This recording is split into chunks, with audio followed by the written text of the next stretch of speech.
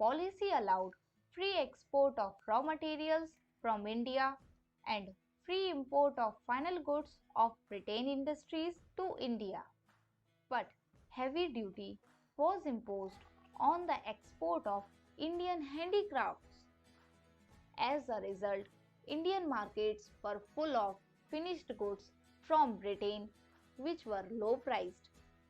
It led to the decline of Indian handicrafts both in the domestic market as well as in the export market. British government ने discriminatory tariff policy launch कर दी थी।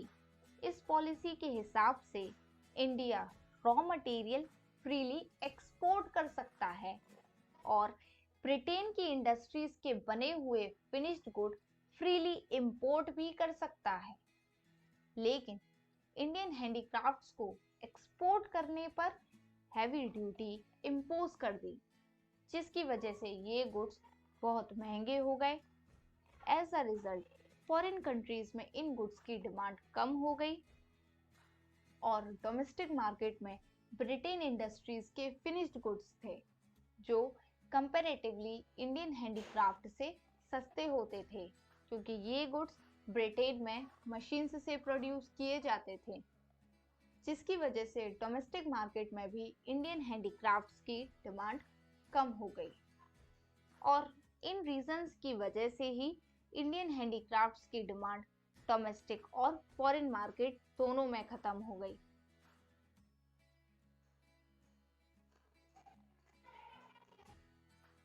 Now second, adverse effect of decline of handicraft industries. Handicraft industries के बंद होने से बहुत सारे लोग बेरोजगार हो गए थे, जिसकी वजह से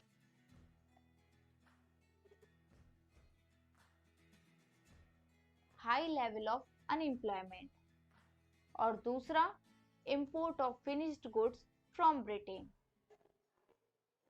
now third, lack of capital good industries. Capital good industries उन इंडस्ट्रीज को कहते हैं जो ऐसी मशीन्स और ऐसे टूल्स प्रोड्यूस करती हैं जिन मशीन्स और टूल्स के इस्तेमाल से और गुड्स और सर्विसेज प्रोड्यूस किए जाते हैं। ब्रिटिश रूल के टाइम पर इंडिया में कोई भी ऐसी कैपिटल गुड इंडस्ट्रीज नहीं थी, जिसकी वजह से इंडिया में ज़्यादा इंडस्ट्रियलाइजेशन नहीं हो पाया। Fourth, low contribution to GDP. India में इंडस्ट्रियल सेक्टर की ग्रोथ बहुत कम थी, इसीलिए इंडस्ट्रियल सेक्टर का कंट्रीब्यूशन जीडीपी में बहुत कम रहा। Fifth, limited role of public sector. उस समय पब्लिक सेक्टर सिर्फ रेलवेज, पावर जनरेशन, कम्युनिकेशन और पोर्ट्स तक ही सीमित था। मींस पब्लिक सेक्टर की तरफ से भी कोई इंडस्ट्रियलाइजेशन नहीं हो पाया था। Finally, it can be concluded that India remained backward in the industrial sector during British rule. Now, foreign trade. इस हेडिंग में हम जानेंगे कि कॉलोनियल गवर्नमेंट के टाइम पर फॉरेन ट्रेड की क्या हालत हो गई थी। इसे हम 3 पॉइंट्स में समझते हैं। First, exporter of primary products and importer of finished goods. British government ने ऐसी पॉलिसीज बना दी थी जिसकी वजह से इंडिया सिर्फ रॉ मटेरियल एक्सपोर्ट कर सकता था। रॉ मटेरियल में कॉटन, वूल, शुगर, इंडिगो, जूट आते थे और इंडिया में ब्रिटिश इंडस्ट्रीज के बनाए हुए गुड्स को इंपोर्ट किया जाता था। India became an exporter of primary products such as raw silk, cotton, wool, sugar, indigo, jute, etc.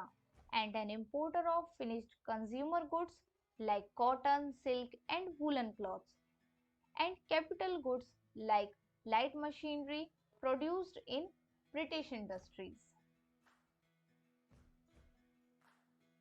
Second point, Monopoly control of British rule. British government maintained a monopoly over India's export and imports. British government ने Indian exports और imports पर monopoly control बनाया हुआ था। British government ने ऐसी policies frame की थी जिनकी वजह से इंडिया को रिस्ट्रिक्ट कर दिया कि वो आधे से ज़्यादा ट्रेड सिर्फ ब्रिटेन के साथ कर सकते हैं और थोड़ी बहुत ट्रेड चाइना, सीलोन और पर्शिया के साथ अलाउ थी। सीलोन को आज श्रीलंका कहते हैं और पार्सिया को आज ईरान कहते हैं। Now third point, train of Indian wealth during British rule. British rule के टाइम पर इंडिया रॉ मटेरियल एक्सपोर्ट करता था और ब्रिटिश इंडस्ट्रीज के बनाए हुए फिनिश्ड गुड्स इंपोर्ट करता था। इंडियन एक्सपोर्ट्स ज़्यादा होने की वजह से एक्सपोर्ट सरप्लस होता था। ये एक्सपोर्ट सरप्लस भी ब्रिटिश गवर्नमेंट यूज कर लेती थी इन तीनों पर्पसेस के लिए। ब्रिटिश गवर्नमेंट जो वॉर करती थी उनके एक्सपेंसेस को पूरा करने के लिए इस सरप्लस का इस्तेमाल करती थी। दूसरा, इंडिया में इनविजिबल आइटम्स को इंपोर्ट करने के लिए भी इस सरप्लस का यूज करती थी। इनविजिबल आइटम्स होते हैं सर्विसेज, जैसे कि बैंकिंग फैसिलिटी ले लेना, इंश्योरेंस फैसिलिटी ले लेना, एटसेट्रा। और थर्ड, कॉलोनियल गवर्नमेंट का जो ऑफिस था ब्रिटेन में, उसके एक्सपेंसेस को भी पूरा करने के लिए गवर्नमेंट इसी सरप्लस का इस्तेमाल करती थी। तो इन तीनों पॉइंट्स से हम समझ सकते हैं कि ब्रिटिश गवर्नमेंट ने अपनी पॉलिसीज से इंडिया की फॉरेन ट्रेड को किस तरीके से बर्बाद किया। Now fourth, demographic conditions.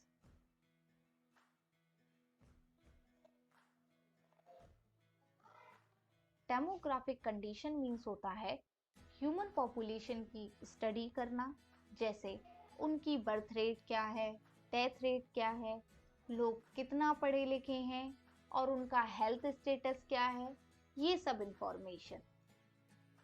तो अब जानते हैं कि कॉलोनियल रूल के टाइम पर इंडिया की डेमोग्राफिक कंडीशंस क्या थी। डेथ रेट और बर्थ रेट दोनों ज़्यादा थी और इसके अलावा इन्फेंट मोर्टेलिटी रेट भी ज़्यादा थी। इन्फेंट मोर्टेलिटी रेट मीन्स होता है हर 1000 न्यू बॉर्न बेबीज में से कितने बेबीज ऐसे हैं जो 1 साल के होने से पहले ही मर जाते हैं। मीन्स हर 1000 बच्चे पे कितने ऐसे बच्चे हैं जो 1 साल के होने से पहले मर जाते हैं। इन्फेंट मोर्टेलिटी रेट की डेफिनेशन होगी, infant mortality rate refers to number of infants dying before reaching 1 year of age per 1000 live births in a year. Now, literacy rate. India में उस समय कोई एजुकेशनल सिस्टम नहीं था, कोई ऐसी यूनिवर्सिटीज नहीं हुआ करती थी, इसीलिए उस समय लिटरेसी रेट भी काफ़ी कम थी, hence extremely low literacy rate. Next, health facilities. उस समय कोई हेल्थ फैसिलिटी प्रोवाइड नहीं की जाती थी और ना ही कोई गवर्नमेंट हॉस्पिटल हुआ करते थे, इसीलिए हम कह सकते हैं poor health facilities. Next, life expectancy. Poor health care और मेल न्यूट्रिशन की वजह से लोग ज़्यादा नहीं जी पाते थे, इसीलिए low life expectancy.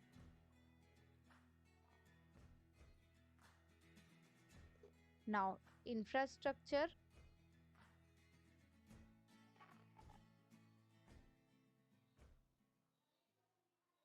British rule के टाइम पर जो इंडिया में इंफ्रास्ट्रक्चर था वो काफ़ी बेकार था, लेकिन तब भी ब्रिटिश गवर्नमेंट ने बेसिक इंफ्रास्ट्रक्चर जैसे roads, railways, water transport, ports, telegram, इन सब को डेवलप करने के लिए कुछ एफर्ट्स लगाए थे। तो फिर जानते हैं कि ब्रिटिशर्स ने कैसा इंफ्रास्ट्रक्चरल डेवलपमेंट किया। First, roads. कॉलोनियल गवर्नमेंट ने रोड्स के कंस्ट्रक्शन पर ज़्यादा ध्यान नहीं दिया था। थोड़ी बहुत रोड्स जो ब्रिटिश गवर्नमेंट ने बिल्ड की थी वो आर्मी को मोबिलाइज करने के लिए और रॉ मटेरियल ट्रांसपोर्ट करने के लिए की थी। Second, railways. 1850 में ब्रिटिश गवर्नमेंट ने रेलवेज को इंट्रोड्यूस कराया। The most important contribution by the British government was the introduction of railways in 1850. Railways की वजह से अब इंडियंस लॉन्ग डिस्टेंस ट्रैवल कर सकते हैं। इसकी वजह से ज्योग्राफिकल और कल्चरल बैरियर्स भी टूट गए थे। अब लोग दूर दूर से ट्रैवल करके एक दूसरे से मिल सकते हैं, जिससे ज्योग्राफिकल बैरियर्स दूर हो जाते हैं और सारे इंडियंस एक साथ ट्रैवल कर पाते हैं एक ही ट्रेन में और एक दूसरे के कल्चर को जान पाते हैं, उन्हें देख पाते हैं, उन्हें समझ पाते हैं और न्यू न्यू प्लेसेस पे जाके और लोगों के कल्चर को भी जान पाते हैं, जिससे कल्चरल बैरियर्स भी दूर हो जाते हैं। रेलवेज की वजह से कमर्शियलाइजेशन ऑफ एग्रीकल्चर इंक्रीज हो गया था, जिसकी वजह से विलेज इकोनॉमीज पर काफी ज्यादा असर पड़ा था। उनकी सेल्फ सफिशिएंसी रेट बिल्कुल खत्म हो गई थी। लोग कैश क्रॉप्स का प्रोडक्शन ज्यादा करने लगे थे, जिसकी वजह से काफी ज्यादा फेमाइन्स आए इंडिया में। Now third, air and water transport. British government ने वाटर और एयर ट्रांसपोर्ट को डेवलप करने की भी कोशिश की थी, लेकिन ये डेवलपमेंट कुछ ज्यादा खास नहीं था। Fourth, communication. कॉलोनियल गवर्नमेंट ने समझा कि इंडिया जैसी बड़ी कंट्री में लॉ और ऑर्डर मेंटेन करने के लिए कम्युनिकेशन सिस्टम की बहुत ज़रूरत है। इसके लिए ब्रिटिश गवर्नमेंट ने expensive system of electric telegraph introduce किया। इसके साथ साथ इंडिया में पोस्ट और टेलीग्राफ्स भी यूज़ किए जाते थे। हालांकि जो पोस्टल सर्विसेज थी वो कुछ ज़्यादा खास नहीं थी।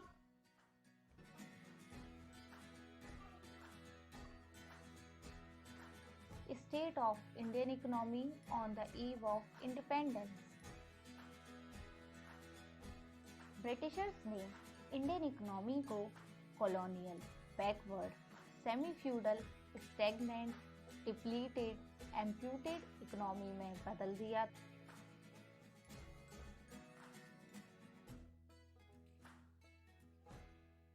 कॉलोनियल इकोनॉमी मीन्स ऐसी इकोनॉमी जो दूसरी कंट्री के कंट्रोल में हो। ब्रिटिशर्स ने इंडिया पर 200 इयर्स तक रूल किया था। ब्रिटिशर्स ने ब्रिटेन की इंडस्ट्रीज को ग्रो करने के लिए इंडिया से रॉ मटेरियल एक्सपोर्ट किया और फिर एक्सपोर्ट ज़्यादा होने की वजह से जो एक्सपोर्ट सरप्लस होता था वो भी खुद के पर्पसेस के लिए ही यूज़ किया, जिसकी वजह से इंडिया की बहुत सारी संपत्ति खत्म हो गई थी, जिसको हम कह सकते हैं huge drain of wealth from India. इसके अलावा ब्रिटिशर्स ने कमर्शियलाइजेशन ऑफ एग्रीकल्चर को भी इनकरेज किया था, जिससे इंडिया की सेल्फ सफिशिएंसी खत्म होती जा रही थी। एक समय ऐसा आया कि इंडिया को अपनी फूड रिक्वायरमेंट्स को पूरा करने के लिए अमेरिका से व्हीट इंपोर्ट करना पड़ा। ब्रिटिश गवर्नमेंट की सारी कॉलोनियल पॉलिसीज से बहुत गहरा इम्पैक्ट हुआ था।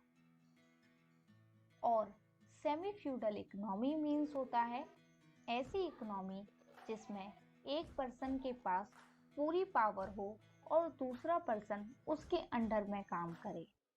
ये सेमी फ्यूडल रिलेशन इंडिया में टेनेंट और लैंडलॉर्ड के बीच में था। लैंडलॉर्ड यानी जमींदार। इंडिया में जो जमींदार थे वो जमीन के मालिक हुआ करते थे और वो उस जमीन पर खेती टेनेंट्स से करवाया करते थे। टेनेंट्स को जो भी फायदा होता था खेती से वो सारा जमींदार ले लेते थे लगान के फॉर्म में। इसके अलावा जब इंडिया में कुछ मॉडर्न इंडस्ट्रीज इस्टेब्लिश हुई तो जो उनके ओनर्स यानी कैपिटलिस्ट थे, वो जो लेबर एम्प्लॉय करते थे वो उनको अपने कंट्रोल में रखते थे।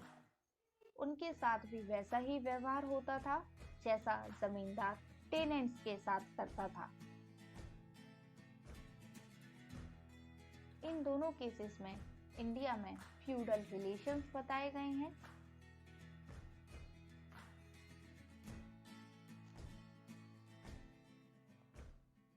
और स्टेगनेंट